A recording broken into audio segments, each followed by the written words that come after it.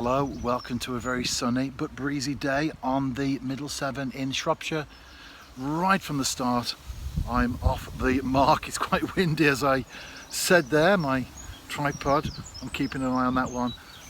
Off though with the target species perch. Not a big one, but I'm off the mark. I've never fished this particular peg before, but as you can see, the open water there of the Severn, and then to my left I've got a dense clump of overhanging willows, and that's where I'm casting to with a cage feeder, brown crumb, red maggots and worm on the hook. I might be fishing with a size 10 hook and a decent worm, but whenever as that stopped, a small chub. You pick your spot, get your bait on, fill up your cage feeder, cast out to the same place each time, let the feeder settle. I haven't got much pull on the river, so that's fine to gauge that. It's not racing through or anything. Tighten up, place the rod down, always in the same place, so that I know that the bait is starting to build up in a certain area. There is a minimal flow, of course, where I am, so that will gradually start to distribute the bait on the bed of the river.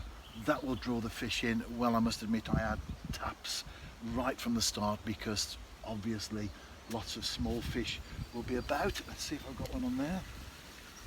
I think, no, I haven't. Lots of small fish will be about, and they will be plucking at the worm. Again, cast out, and don't be afraid, especially in the early stages of the session, to cast out quite often so you can build the swim up. I've got another fish on. It feels much better and much bigger than the ones I've been catching so far. As I often say, don't show everything to the camera. I'm going to net it anyway, if only for the reason that I'm up from the river. It is a perch, and it will be my best one so far once I get that into the net. And there it is. Not a big fish, but I tell you what, I just love perch. And how close was that? Another one of those. I always put the dorsal fin up for me there. Another one of those where the hook comes out in the net as I was just lifting it from the water, which is why you always use a net, even if the fish isn't a monster.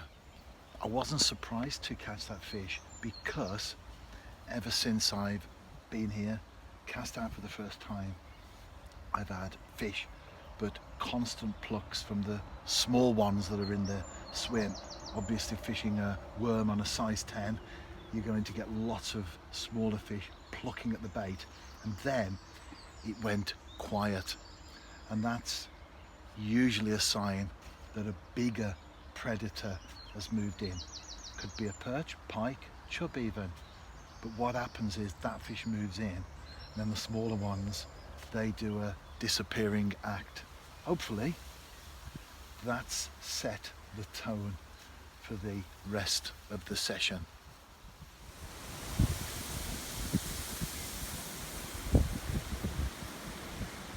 Fish coming in.